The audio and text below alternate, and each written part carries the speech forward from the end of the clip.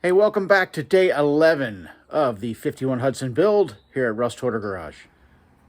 And today won't be, I don't think, a full day in the garage. I'm actually going to take a road trip to a friend of mine's private junkyard.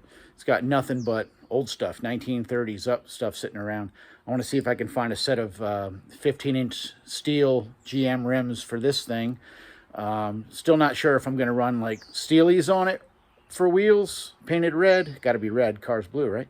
But or like a NASCAR type window wheel on it.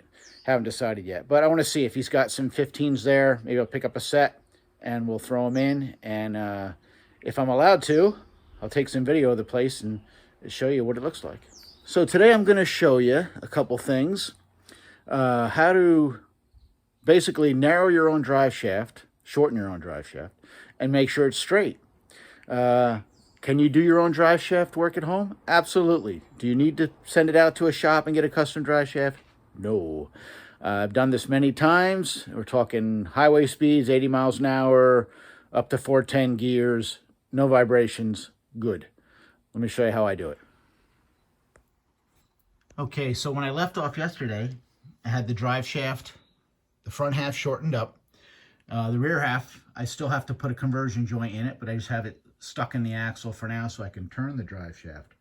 Now this is a little different. Normally when I shorten a drive shaft, it's always going to be down on the pinion end. As you don't touch the yoke, I usually shorten it down here and set up my jig here for make sure it's straight down there. But because this is different, it's going to be up here in the front. And let me show you how simple this is. So right here, obviously I have our shortened section of the drive shaft, and all I need is a reference point. So all I do is I grabbed a piece of nickel copper brake line laying around and clamped it to my transmission. And what I have is it's bent out to, I have maybe a 1/16 of an inch gap to my drive shaft tube. And all I'm gonna do is turn the drive shaft by hand and watch that gap.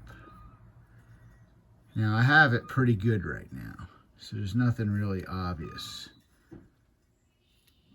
But you do it a bunch of times, and all you do is when you find a spot that's either further away or too close to that tube, you just tap on the yoke, tap on the tube, get it, and it'll move the yoke over and get it straight. And you just tap it lightly until when you turn it, your gap looks good all the way around and you have the same distance there. That is it. And then all I do is I put a couple tacks. I put a tack on it, one tack first, spin it, make sure nothing moved, a second tack, and then I'll take it down and fully weld it. And normally what I'll do in the back, it's easy enough, it's even easier. I'll just clamp something to the rib on the rear axle and bend it around to the tube here, and then just turn it and monitor the distance here. That is all there is to it. That's how you make sure your drive shaft is straight. Now, I just tripped over my leg. I have, seen things online where they say it's gotta be straight within so many thousandths of an inch. All I can tell you is I've done it this way many times and have not had an issue. Of course, you need to be able to weld so the thing will stay together, and you want to make sure your joints are in phase. Like I said, you can see my upper cap there on my drive shaft is up, and on the other end, my upper cap is up. They're in phase, but that is it.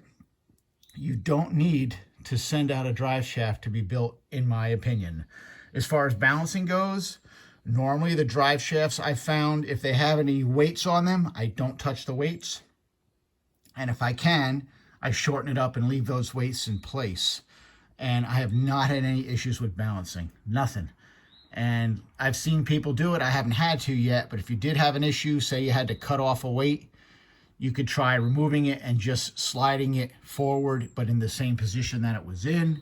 Haven't had to do it yet. Everything's been great, no problem. So I'm gonna get a tack, I'm happy with that. I'm gonna get a tack weld on that, and I'm gonna rotate it around, get another tack, and put it on the floor for finish welding. All right, I got a couple tacks on, I'm good. When you do this, put your ground as close to the weld as you can. You don't want to be sending electricity through the needle bearings if you can avoid it, because it'll take them out. But if you can get right on the yoke, that'll work just fine. I could have even gone further up here with the ground, but I think it would have been in my way. But that'll work. Juice is just going right through there and not through the bearing. So I'm going to take that down and finish weld it. All right, drive shaft is all welded up. All that's left to do now is put the conversion joint in the back of the drive shaft. There's the original 1310, and this is what I'm going to put in. This is a 1310 in one direction and a 1330 in the other direction.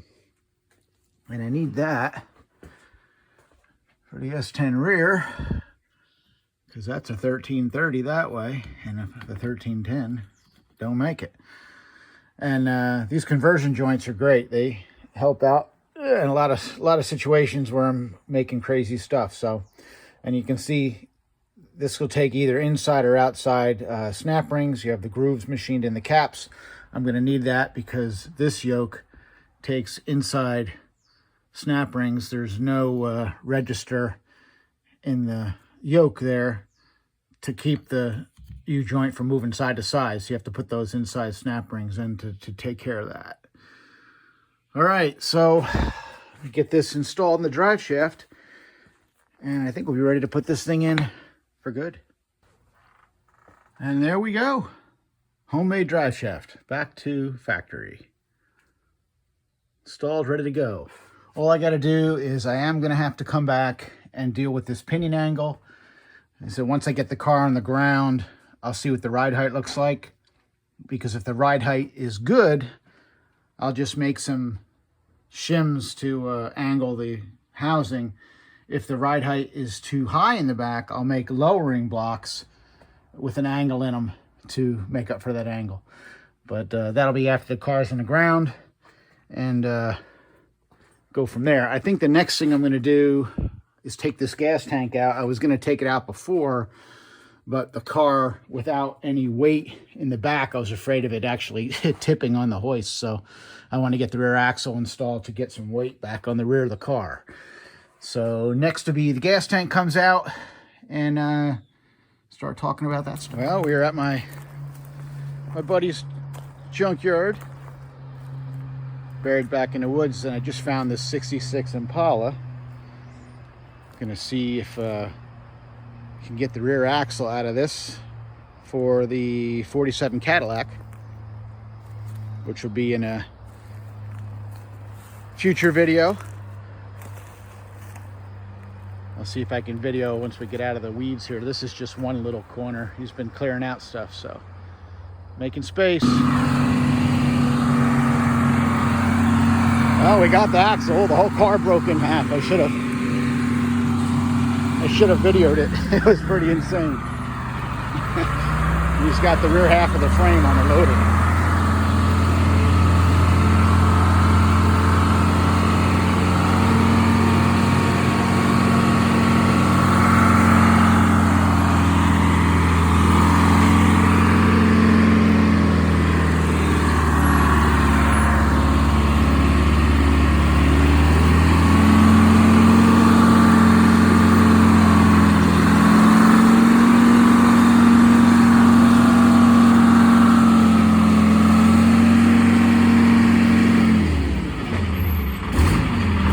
Day 11 continues.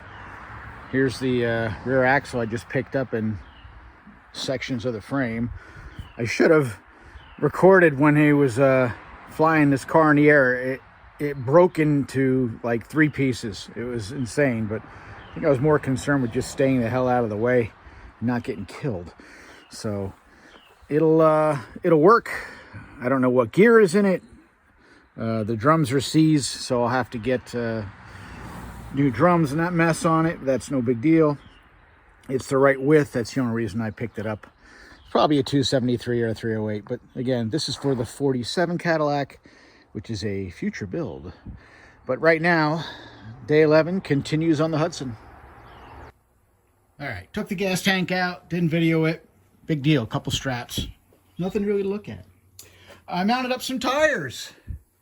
I got some D-window NASCAR looking type wheels and some old Cooper Cobras, one of which is on the back, is so old that it had a flat spot from sitting on itself without a rim on it.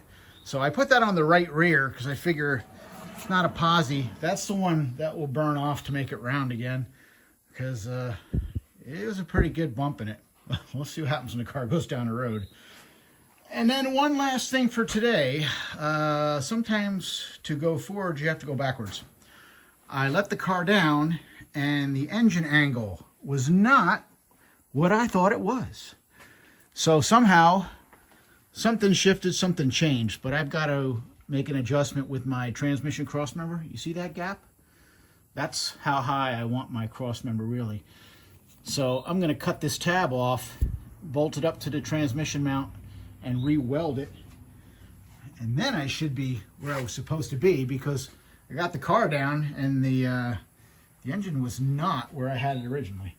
It was tilted pretty good, so sometimes that happens. So I'm going to get that cut, re-welded, fixed. I'm not going to bore you and make another video of the same thing I've already did once, except now I'll do it again. So yeah, we'll get that knocked out. I think I'm going to end this here for day 11. Not a whole lot done today because we had to do the road trip and such, but you know, you just knock out projects one at a time and they get done. So I think the next major issue or major project I want to take care of is going to be combination steering column, power brake booster, and steering linkage, and of course exhaust. Basically sciencing out where all that stuff's going to go together in the car, make it all fit. Figure out what I'm going to use as far as my used junk parts laying around and whatever. I think I have enough stuff here now to do it. Just got to dig out a few old stuff, old junker parts as well. But I think that's the major one. I'm trying to get the real big stumbling blocks taken care of, because all the little things are smaller projects, can bang out here and there, and that's good. But this is one big one that I'd like to get off the list. So thanks for watching. Hope you're out there building something. Get out in the garage and do something. And we'll see you on day 12.